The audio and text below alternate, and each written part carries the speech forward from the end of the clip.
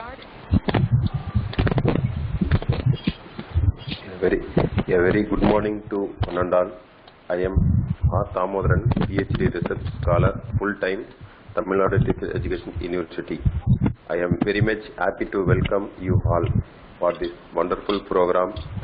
Today we all gathered here for the national level webinar on Research in Education Part 10, organized by Tamilnadu Teachers Education University, Center for Indian Civil Service Exam and the Tamilnadu Public Service Commission Coaching Center, a very emerging topic and essential tool for preparation of National Eligibility Test exam. It is a wonderful need topic for present scenario. Now I cordially welcome Honorable Vice Chancellor Professor Panjanaram Sir, Register Professor Balakrishnan Sir, Controller of Examination Professor Govindan Sir. Welcome, sir. In this very, I feel proud, welcome Professor N.Ramakrishnan Sir, Member Syndicate, Professor and Head Department of Education Technology, Tamilnadu Teacher Education University, and also he is the coordinator for Center for Indian Civil Service Exam and the Tamilnadu Public Service Coaching Center, Tamilnadu Teacher Education University, and he is the Chairman of Post Application Quality Assurance Committee for Applied College of Education in Tamilnadu Teacher Education University. Welcome, sir. Welcome. Now I cordially welcome for all the participants who were eagerly waiting to hear the active program in lecture on the program in education. Once again, I welcome to all. Welcome, sir. Now I hand over the session Professor N.Ramakrishnan, sir. Thank you, Damodaran. Give me sharing option now. Okay. Very good afternoon to one and all present here. Today the topic that we are going to discuss in Research in Education Part 10 is on measures of central tendency, variability, fiduciary limit, and graphical representation of data. This is what we are going to see today. Now, can I get, I got sharing option.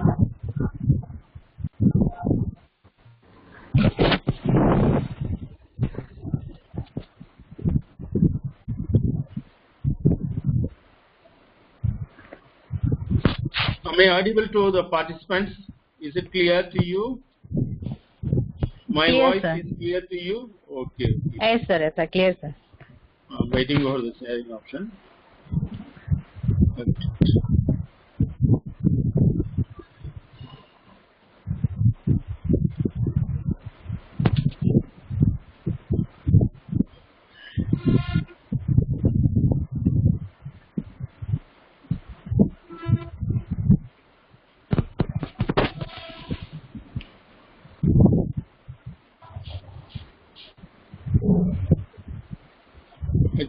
I think it is loading, no? Yes, Are you sir. able to see my PowerPoint? Yes. No, sir. Are you able to see my PPT? It's loading, sir. See my, it's loading. Yes. Yes, sir. It's visible, PPT sir. visible, sir.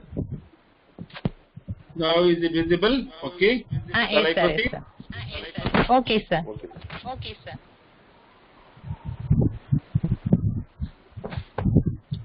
So we have been discussing this string, that is already we have discussed types of measurement scale.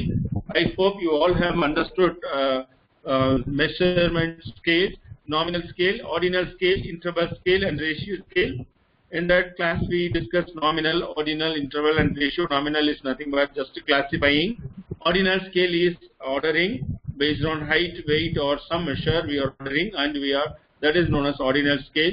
Then interval scale is a scale example for interval scale is temperature, because there is no zero, no or only an arbitrary zero. And I give example like no temperature 0 degrees Celsius doesn't mean that there is no temperature at all. It is a very low level. It indicates some point. So we can give it to some characteristics of human being. For example, average, good, very good, bad, very good, very bad. We can have 0 as average, and good as 1, and very good as 2, +2, and bad as -1, very bad as -2. So in this scale is known as interval scale, because we have 0, below 0, there are values. So this is interval scale. And ratio scale, and it has true 0, because it starts from 0. Then a person who is starting his car from Madurai to Bangalore, and he counts the kilometers he has traveled, and that scale is known as ratio scale. Start from 0, it has true 0. So these are all the things we discussed in the last class. So in this class, apart from that, we discussed quantitative data analysis and descriptive data analysis also. So in this class, let us discuss measures of central tendency. And what do you mean by measures? No, I am going to discuss in this class. There are four items: measures of central tendency, variability, fiduciary limits, graphical presentation of data. With this thing will be over. And now let me take you to measures of central tendency. Okay, this is measures of central tendency, where normally measures of central tendency, mean, median, mode. Mean, median, mode are known as measures of central tendency. And mean is nothing but an average. And you see, measures of central tendency applies to any measure that reflects a typical or frequent response. Mode means the number that appears most often. Median, the value whose occurrence lie in the middle of a set of numbers, of above and of below. Suppose we arrange the class students, 20 students, from highest marks to lowest marks, and the middle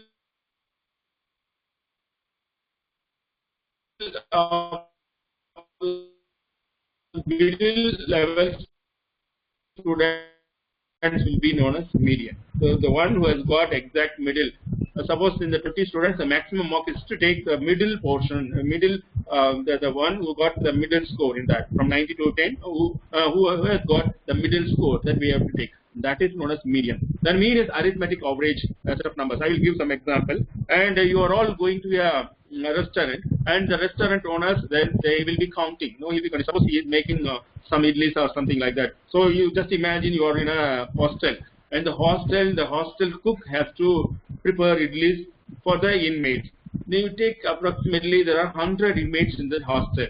So in the 100 inmates, naturally some of the inmates will be taking 5 idlis or 7 idlis or 8 idlis a day, and some will be taking only 2 or 3 idlis per day. Suppose how to know how many idlis they have to cook? That problem comes to the cook. That what he will do, he will count the total number of idlis taken by the 100 inmates per day. Suppose a person is taking 2 idlis, and another person is taking 8 idlis, another person is 6 idlis, or another different persons are taking different numbers of idlis daily. Then he will count the total number of idlis taken divided by total number of inmates. Then he will come out with a value. I will just give an example. So in a class of 10, one person, first 2 persons are taking 4 idlis, and another 2 persons are taking 6 idlis, another 2 persons are taking 5 idlis, and another 2 persons are taking 6 idlis, and again another last, you can count last also takes 4 idlis. Then you can count the total number of idlis, and you can divide by the total number 10. Then you will come out with 4.5 or 5 idlis.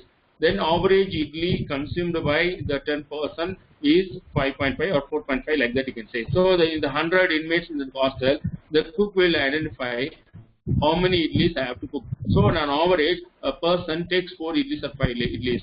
This is average. So this is known as mean. This mean is represented, these measures of central tendency is represented in normal probability curve. I would like to show you the normal probability curve. Let me search for the slide which shows the normal probability curve, and I will search for the probability curve because I have to start from that. Otherwise, you may not be able to understand how the scores are spread and how we have to find out the scores which are representing the middle portion of it. Okay.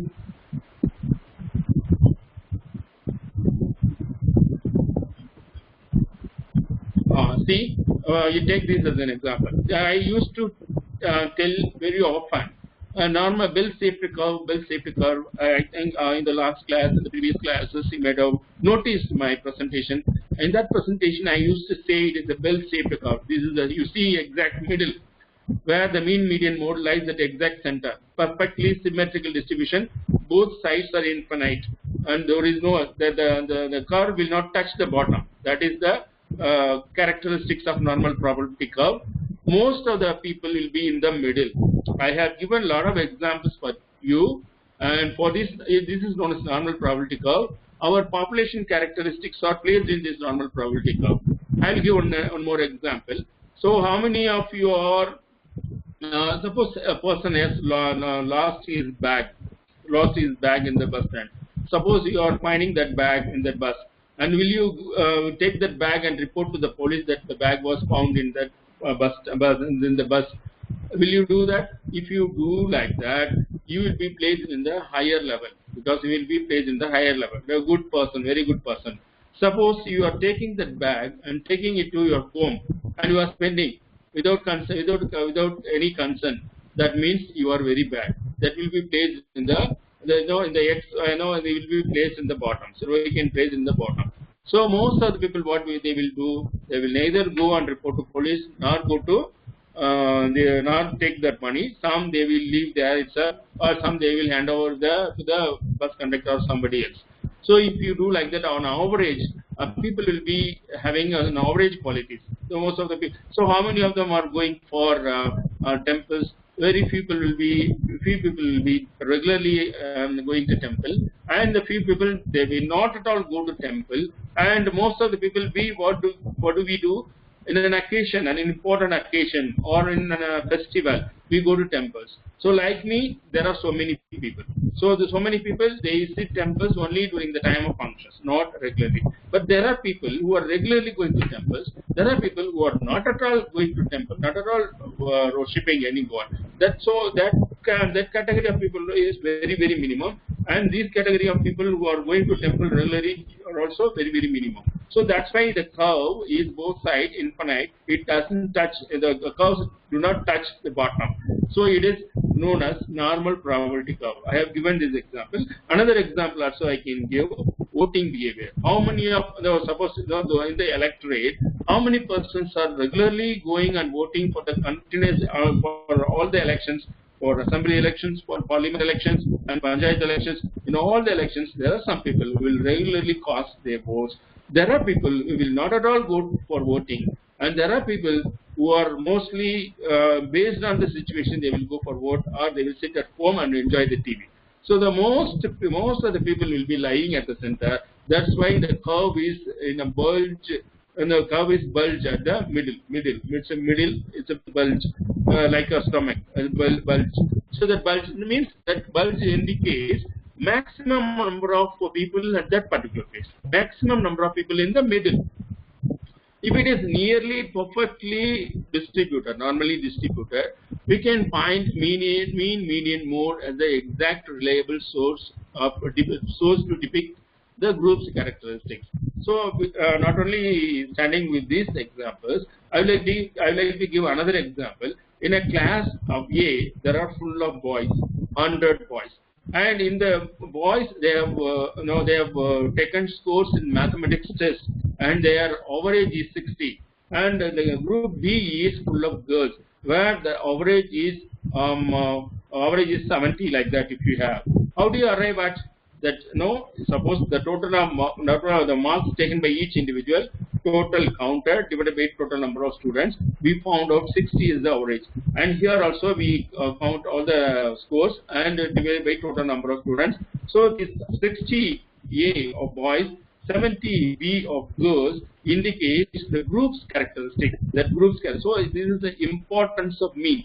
Mean gives us a brief assumption about the group. Comparatively, by looking at this average, that average score of boys is 60 and the average score of 70 means normally what will you say? The girls are better than boys. So in order to say a group's behavior, this mean is helpful to us.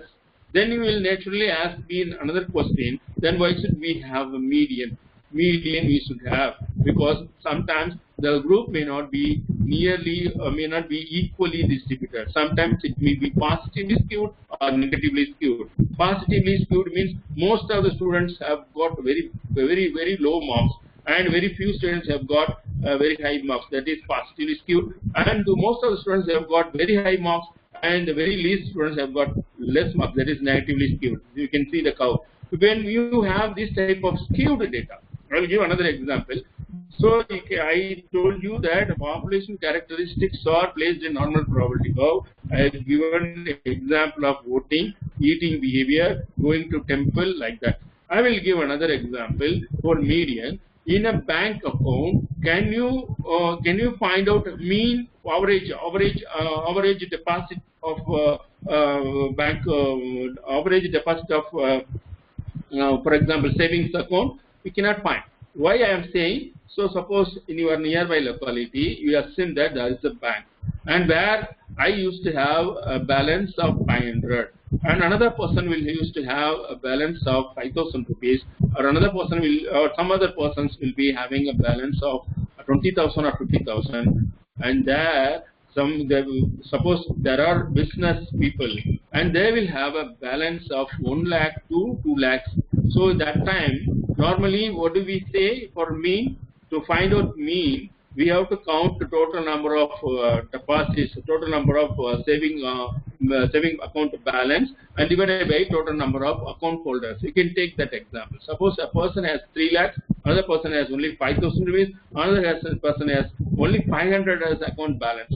If you calculate 3 lakh 20,000 plus 500, 3 lakh 25,500, and there are only 3 divided by 3, can you find out mean? Will this mean will reflect the average? Can you say, can the bank manager say the average bank balance in my branch is 1 lakh, something like that? Can he say like that? No, if he says like that, it is wrong, because the data is a skewed data. It is not coming under normal probability curve, but it can be ordered. Already we have discussed in ordinal scales of measurement. Ordinal scale, if there are some different differences based on these categories, then we have to arrange them in order: 3 lakh, 1 lakh, 20,000, and 500. And in that particular data, we can take the median. Suppose 3 lakh, 1 lakh, 20,000, and 500. Exactly the middle may be 20,000 and 1 lakh. Now we have to find out the mean. We have to group these two, n plus 1, and you have to find out the by divided by 2. Then we actually will be finding out the median value. That median value will nearly represent the average balance, bank balance in an account. So for that we are using median. Again, I will give another example. If the scores are very widely scattered in your group. Suppose you are conducting tests, and most of the students have got scores. Normally, what do we do? You should first check whether the scores are normally distributed or not. If it is normally distributed, your mean value will predict correctly the average of the group. If it is not normally distributed, it will not predict the correct average of that group. Suppose most of the students have got 80 to 90, and only a few students have got 10, means that means that the average that you are finding out will most of the students have got 30 to 40, like that, and the averages will not give you the correct picture of that group. In that case, we have to arrange the students from top score to bottom score, and we have to take the exact middle score from 90 to 30, which score comes in the middle. So if we take, that is known as median. That median will represent to some extent the average of that group for a skewed data. Okay. Now let me now we will be asking another question. Then what is the use for mode? Mode is also very useful. The score which occurs mostly in a set of score is known as mode. A score which occurs mostly in a set of score is mode. I will give an example to understand this mode. Mode is used in business transactions. Suppose you are running a Bata shoe company, Bata shoe shop, a retail shop, retail Bata shoe showroom, and there you are selling shoe sizes of different varieties. And normally the shoe varieties, we ranges from 6, 7, 8, 9, 10, sometimes not above than 10. So the shoe size varies from 6, 7, 8, 9, 10. So the one month sales you are counting. Because you have to get calculations. Statistics is a wonderful subject. It is an applied mathematics. It is practically useful for everyone. Everyone should know about statistics. The use of statistics will definitely the use of statistics will definitely enhance your prediction for your future performance, prediction for your scores, prediction for your sales, prediction for your business transactions, everything. So suppose again coming back to that example, that shoe showroom, retail showroom is selling shoes size of 6, 7, 8, 9, 10, and they have to 1 month sales they are taking, total number they are taking, and for 6 size how many shoes have been sold, 7 size how many shoes have been sold, 8 size how many shoes have been sold. Like that you will go for 9, 10 also. After that in the month they will be having a total calculation. Now you have to place order for the next set of shoes to your retail showroom. You have to place order, because which variety, which type of shoe you should have most. For that that mode is most useful. In that set of scores, you can easily find out which size is mostly preferred by the customers in the shoe retail showroom. Suppose 7 or 8 size is mostly preferred by customers in that showroom. Naturally, the shopkeeper, what he will do, he will place more order for the 7 number of shoes and 8 number of shoes. Here, the mode, the number of size which occurs repeatedly or mostly frequently is known as mode. Here, the size which is mostly preferred in a daily scale, in a daily sales, 7 size is sold 80, and 6 size is sold 60, and 10 rarely, and 6 very rarely. Like that, if you get, then naturally the maximum number is mode is 7. So then actually this mode helps the shopkeeper to place order for more number of 7 size shoes to the company manufacturers, to place order for the manufacturers. Likewise, you can take any example of any wooden vessels or wooden any items that you can take example. So now I have given practical examples for mean, median, and mode. These are known as measures of central tendency. Now coming back to the first slide, I'll go on by one. Now you see, this is measures of central tendency, and mean, median, mode is measures of central tendency. Now we can now I read the slide for your sake. Okay, now we can easily understand. Mean is an arithmetic average of a set of numbers. You got it right? Now median, the value whose occurrence lie in the middle of a set of numbers of above and of below. And the mode, the number that appears most often is known as mode. Okay. Measures of central tendency. Okay, these are all statistical terms that try to find the center of the numbers that are in a group of data. Mean is nothing but an average. Median is middle, and I think you might have heard about the use of median in the 4 ways. In the newspaper, if you read Hindu newspaper, you could have come across the car crashed on the median. That means what do you mean by median here? Median, the exact middle position where the left and right. There in the median we are planting trees or something like that in 4 ways. Could have seen that is the median is middle. Then mode, most common or most popular, most common. Then I give example size, that's most common or most popular.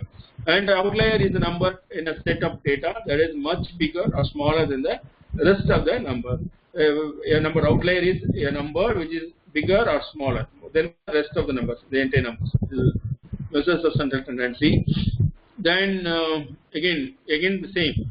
The sum of the quantities divided by the number of quantities, median, the middle value of set of ordered data, number in a data set that occurs most frequently, and the mode, the value which occurs with the greatest frequency, maybe in any technical terms they can use, and median, the value at the center or midpoint of the observation. I read all the slides so that you can keep it in your memory. You will not forget, just like a repetition practice. I am doing this. And mean, the calculated average of the values. And you see for the data 1, 2, 3, 4, 5, 5, 6, 7, 8, the measures of central tendency are made. You see, now you get, now you can see this slide and you will get clear idea about mean, how to work out a mean. 1 plus 2 plus 3 plus 4 plus 5 plus 5 plus 6 plus 7 plus 8 divided by 9, because there are total of 9 members. So total 41 divided by 9 is equal to 4.56. This is the average we have worked out. That is 4.56. Now you see the median value. The 9 is arranged from top to bottom, 8, 7, 6, 5, 5, 5, 4, 3, 2, 1. Now you take first 4, you remove 8, 7, 6, 5. And the bottom 4 you can remove 4, 3, 2, 1. The middle is 5. The mode, because mode, the 5 has come 2 times in the set of scores. That is why the mode is 5 in the set of, in this set of data. I think it is very clear now. Now, measures of central tendency, mean, median, mode, exactly at center is finding a typical value from the middle of the data. And you see the measures of central tendency equally, if it is nearly normally distributed, you can find out the mean, median, mode will be the reliable measure for finding out the measure central tendency. If it is a skewed data, that we cannot get these measure will not be reliable one. That we will discuss.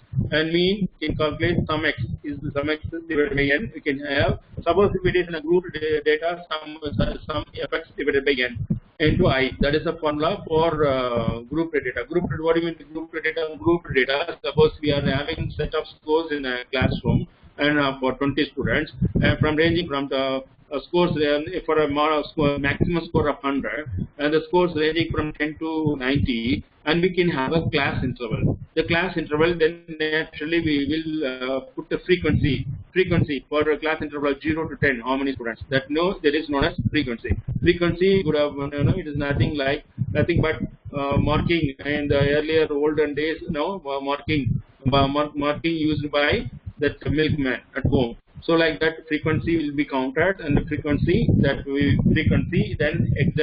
will be finding out the middle portion in that class interval, and based on the total number of scores divided by middle, and that middle class interval will take at 0. That is, from that we can call it as G FD or fx, that we will fix, and then f into x, that we will be having in the next column. The sum of fx will be having, so sum fx divided by n into I, that formula that we will work out for finding out mean. And for median value, we will be having f n by 2 minus f divided by n into I. As formula we will following for the grouped data. Otherwise, for ungrouped data means raw data, we will just place them in from top to bottom, and we will select the middle portion. And if another one thing is if there are 2 scores exactly in the middle, then we will make it as a we'll make 5. Or suppose there are 3 scores, 5, 5, 5, like that it comes. So we have to choose 5. Suppose if it is 2, 5. That's what we have to do. We have to make 5.75, 5.25, like that. Then we have to take out the median. So that kind of thing we will be doing. And the extreme scores, median, skewed distribution. Did I tell that it is used only in the skewed distribution, and undetermined values, open-ended distribution, and it is used in ordinal scale. And the mode is used in nominal scales, discrete variables, describing shape, interval or ratio data, except to accompany mean or median. So this is nominal scale. Nominal scale. Suppose we have more number of big fruits, then we will be classifying only nominal scale is possible mode. And mean that mean I have already discussed the average score. Now let us see the next slide. You see type of variable, best measure of central tendency, nominal scale, mode, ordinal scale, median, interval or ratio scale, not skewed, mean. You see here they have mentioned not skewed, mean. Interval or ratio skewed, median, again median. Okay, and let me explain about these positively skewed and negatively skewed. I have already told you that the scores are placed in a normal probability curve, where the scores spread from highest to bottom. You can take the right side of the top score and the left side your bottom score.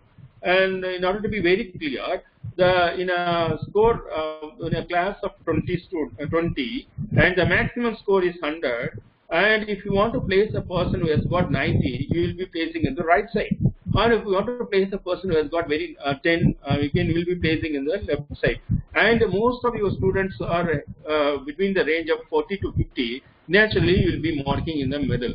Naturally, you can have a curve. If you can mark all the points, and you will be getting a curve. If it is normally distributed, definitely you will be having mean, median, mode will be exact middle. I will give one example. You work out at home and tell me.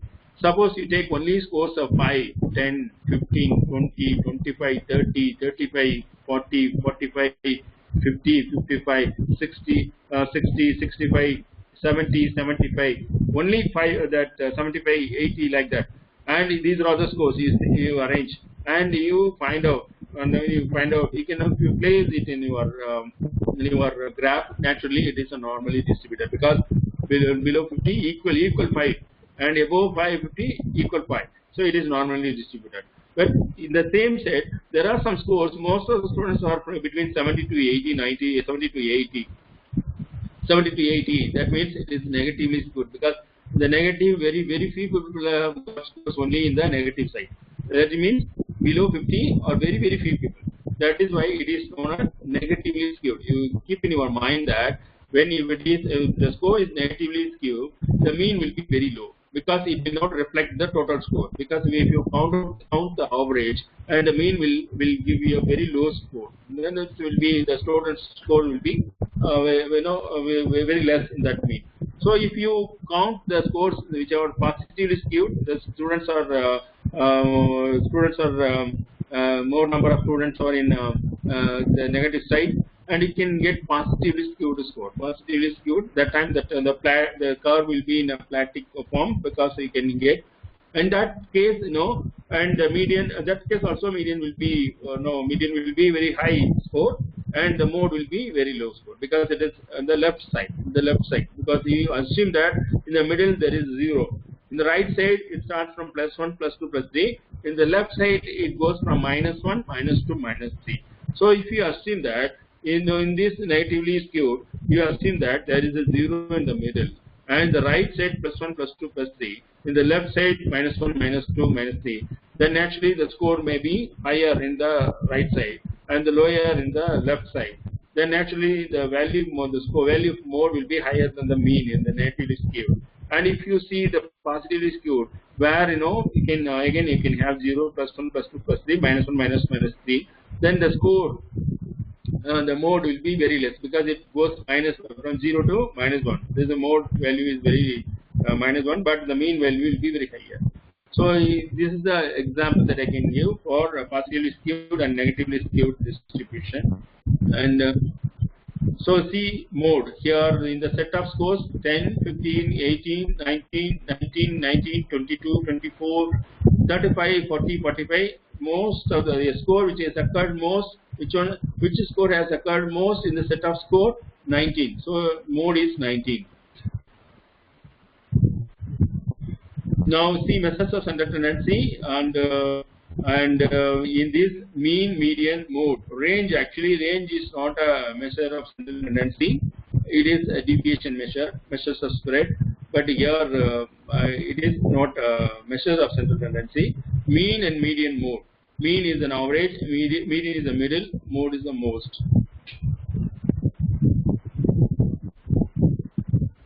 Now we see examples, odd number of elements, data set. So I gave examples. Now I told you now for median and odd number of elements, even number of elements. If there are even number of elements, there comes difficulty in finding out mean. What do you have to do? Like that, you see data set 1, 5, 9, 3, 5, 4, 8. Easily we can get mean because below 3, above 3, middle is 5, median is 5. So in an even number of elements, you can see the data set is 1, 5, 8, 3, 5, 4. Where to choose the middle? So that time that you have to say, you see 1, 3, we are arranging 1, 3, 4, 5, 5, 8. Then 4 plus 5. We are adding 4 plus 5 divided by 2. Then 4.5 is the median value. This is an even number of elements. In an even number of elements, we are adding to these 4 and 5 and divided by 2, that we are getting 4.5. This is the even number of elements. How to get median value?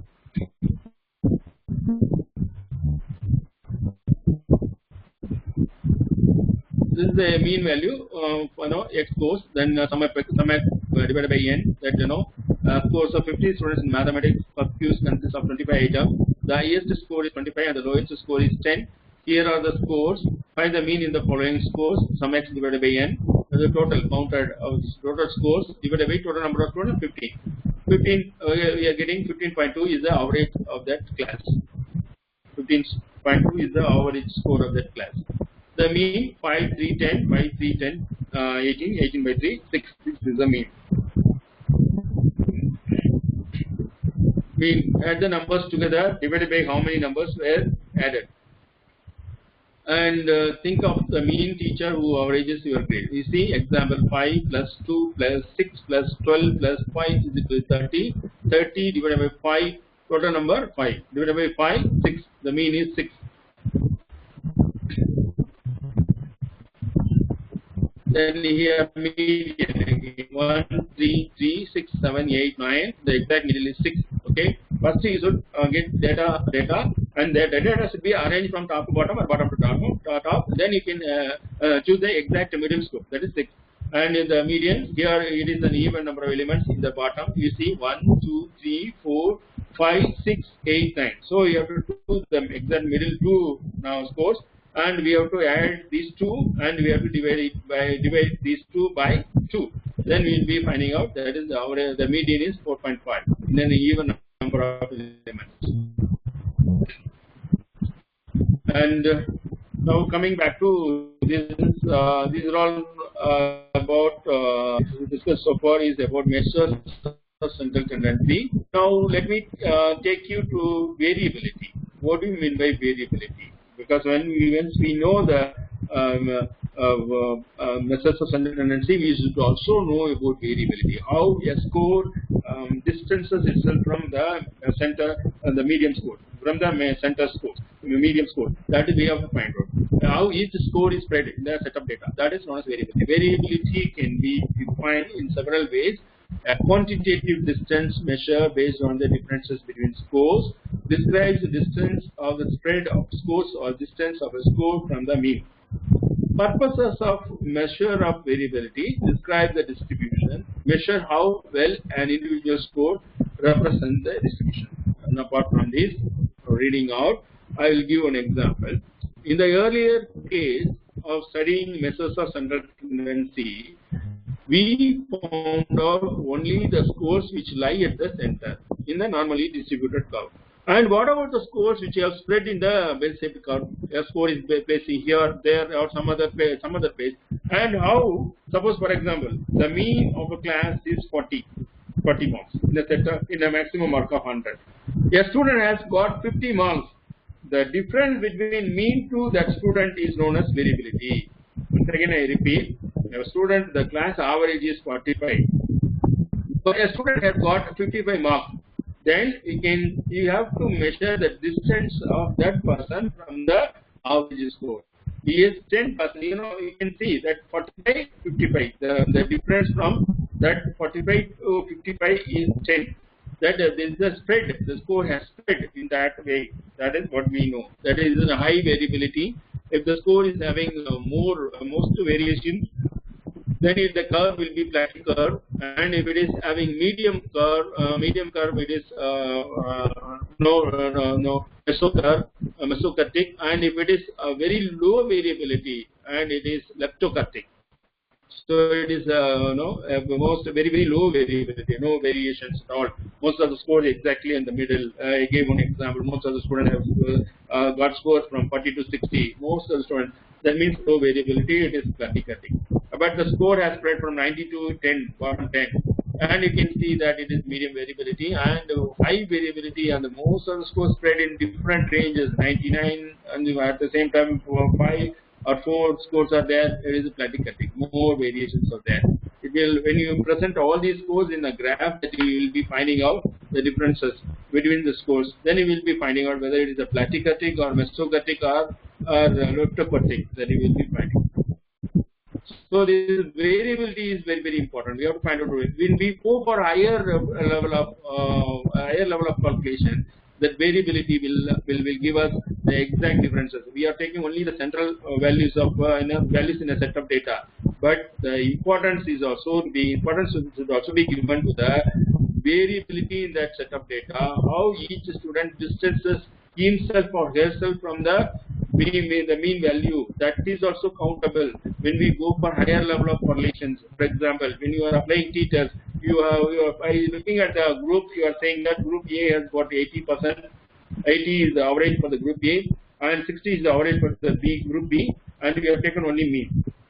Not satisfying with the mean. By looking at the mean, you can easily say that A group is 60, B group is 80. Naturally, B group is better than A group. But if you want to employ t-test, the test of difference, where we have to, when we work out in the test of difference, we are employing standard deviation also. When we are employing standard deviation, and the group and the deviations in that group will also be taken into account, and the deviations in the B group will also be taken into account. When you compare these two, and the t-test will tell us whether really, taking into account standard deviation, whether this group really differs from A to B. A has taken only fruit salad. B has taken, suppose the difference, whether these two are different or not. A is different, or B is different. A group 7, 8, 12, 60, B group 80. Looking at the face value, we will be saying that B group is better than A group. But your t-test research says that there is no difference between A and B. We cannot say that B is better than A, because the t-test has taken into account the standard deviation in that particular score. Standard deviation is nothing but the score split in a set of data, and it is the squared deviation from the mean. That is not standard deviation. Now here see, measures of variability range, highest score minus lowest score, and that is range. And mean average deviation, sum minus sum x bar by n, and here variance we will be finding out. These are all formulas that we will employ later on. And standard deviation score, that is n sum. I will give another example in the next class for this simple calculation, and where we will be having lot of columns. First we will be having class interval, then we will be having frequency, then we will be having deviation, then we will be finding out FD in the next column, then we will be finding out D squared, then we will be finding out FD squared, and we will be calculating sum root of sum FD squared divided by n minus sum FD whole square divided by n into class interval I. That is I, that we will be finding out. We will be using this formula for finding out standard deviation for a group data. Then the standard deviation is the most standard reliable source for finding out deviation. That is taken into account for higher level of statistics. When we go and employ for t-tests and other tests, we are using that. So this is measures of variability.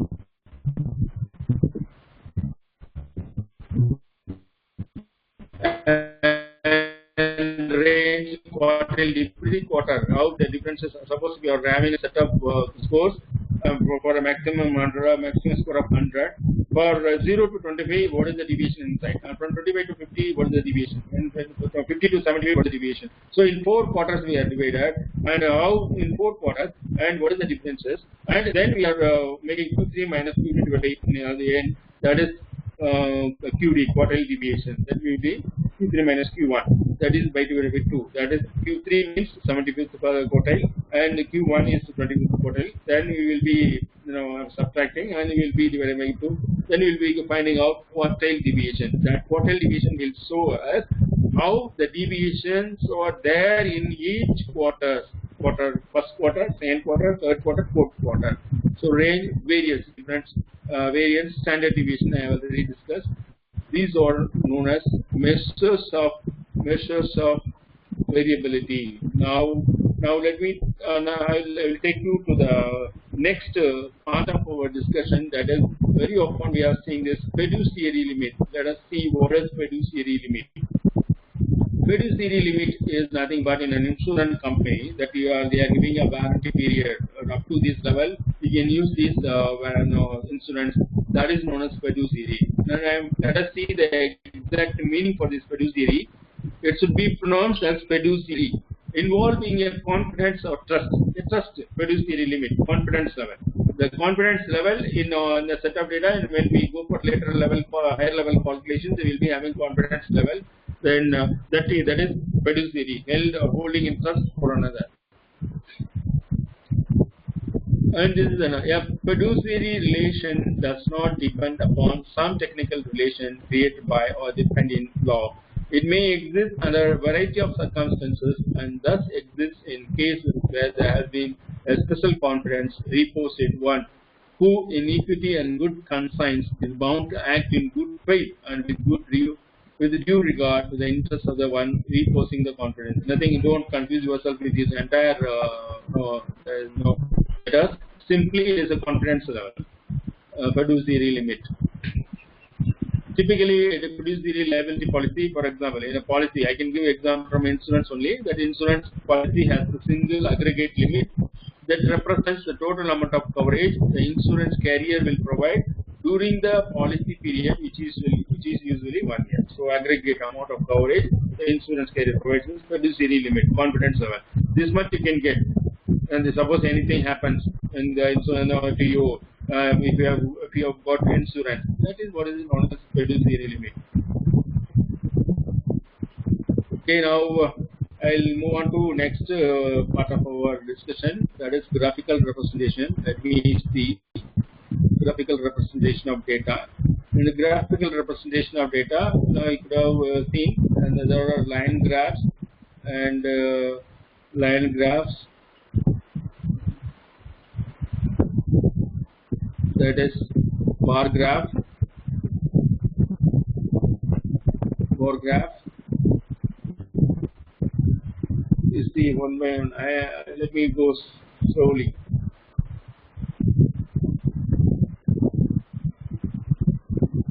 This is the line graph. Now you see average precipitation in millimeter. Now you see January, April, July. So the line graph goes like this. So earlier case you can see. So to 660 x no y, and January, February, March, April, May. So the line graph goes like this.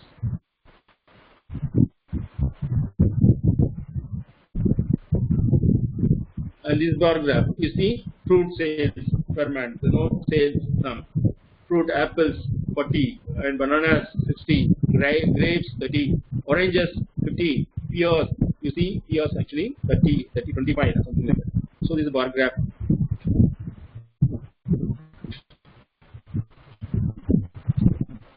And what kind of pet do you own? That is rabbit. For no number of people, you have taken rabbit 4 people, and dog 8 people, and cat 11 people, goldfish 6 people, and hamster 5 people. And this is what we get. And we are putting it in a bar graph. Then this is known as histogram. Histogram, if it is a continuous data, we will be putting it in a graph, and in Excel you can see 60 to 65, 65 continuous, 65 to 70, 70 to 75, 75 to 80, 80 to 85, 85 to 90. height. So it's a continuous data. Then we are placing it in histogram. You see results of an example histogram in Excel: 0 to 10, 10 to 20, 20 to 30 marks scored by people, and 30 to 40 scored by people, nearly 28 or something like it comes. 40 to 50 nearly comes above 30, and 50 to 60 we can see above 50, and 60 to 70 again coming back to normal, 40 below 40, and you can see 70 to 80 it comes about 20, and 80 to 90 it is 10, and 90 to 100 only more or less than 10, maybe 3 or 4.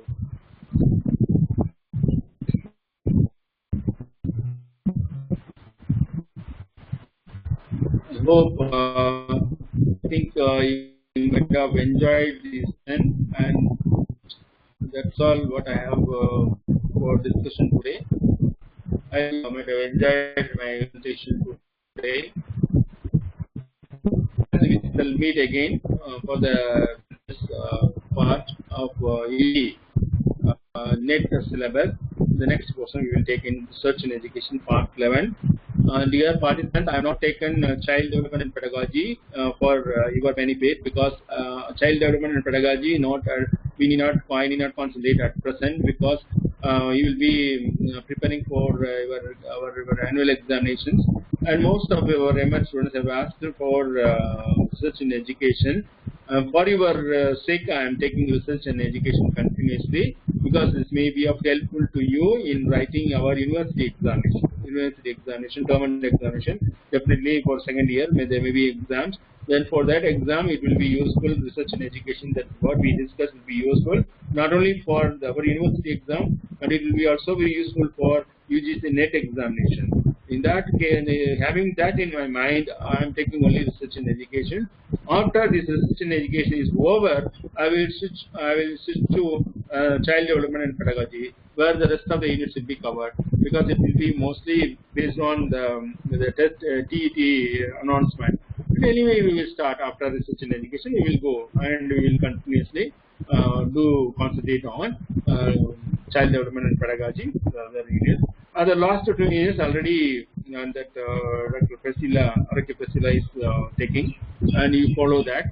And let me finish Research and Education first, then we will go to the other units. Thank you so much for your patient listening. If you have any questions, you can ask me right now. The session is open for discussion, after which you will be given feedback link, and you will be you write the test. If you write it up, if you get 90% marks in that test, then you will be getting your certificate. Thank you so much. Thank you, sir. Thank you, sir. Dear participants, if you have any questions, please put on the chat box.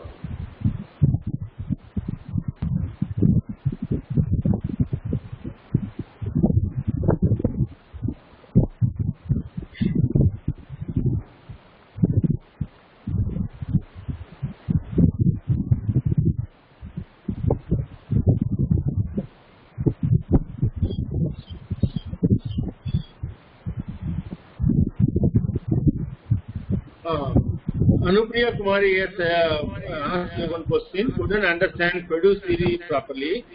Purdue theory is nothing but confidence level.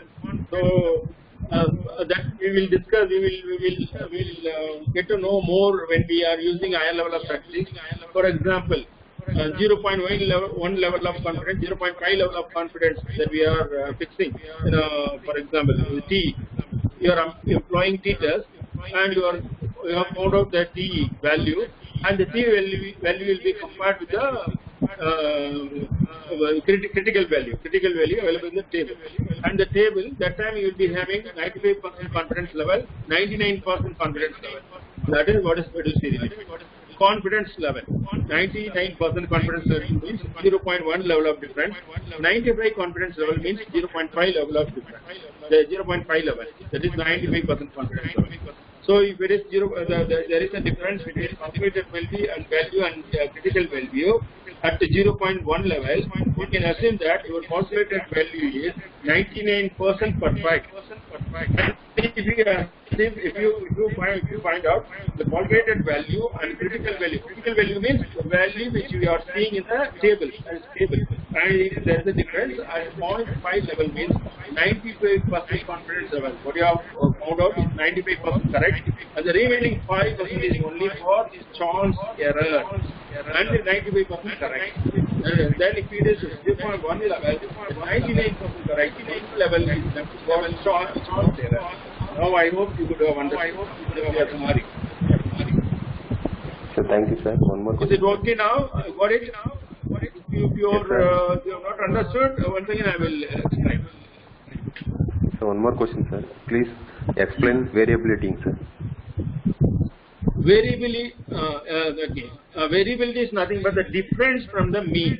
Difference from the mean. I gave an example. No? Suppose the class average is 40, and a person has got 90 means. The difference from the mean average of the class, that is known as deviation. Deviation spread. It is denoted in various terms. Deviation, spread, variation. Variation. Normally, all the students. I will give another concrete example. All the students are going on a line. One person is going out of the line. That means he is varying from the group. That is variation. That is variability. The one which is varying from the, all of you are taking only 2 idlis. No, all of you take another example. All of you are taking only 2 parotas. Only one person like Parota Suri is taking 40 parotas or 50 parotas. He is varying from the norm. What is the norm? Normally, all our human beings are taking only 2 to 4 parotas or 2 to 3 parotas. But the one person who is doing extraordinarily eating, that is 40 parotas like that, he is varying from the mean. That is variability. Thank you, sir. So shall we read out one more question, sir? Yes, yes.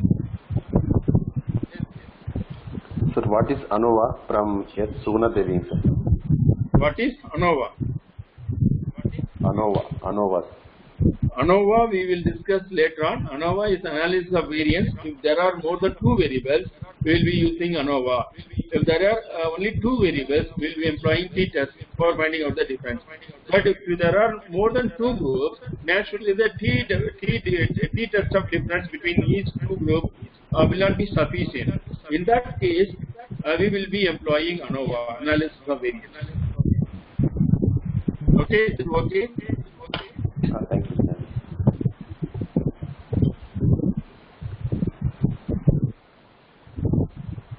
Then you can conclude if at all no questions. Okay, sir. Okay, sir. Thank you, sir. Now I would like to welcome Divya, Assistant Professor of Mangalore College of Education for Women, Madurai, to give you a word of thanks. Welcome, ma'am.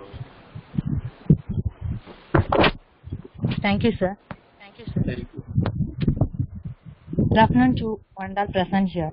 Saying thank you is more than good manners. It is good spirituality. It's my great pleasure and privilege to propose the vote of thanks on this memorable occasion. Let me first of all start by giving glory to the Almighty God for making today's occasion a grand success.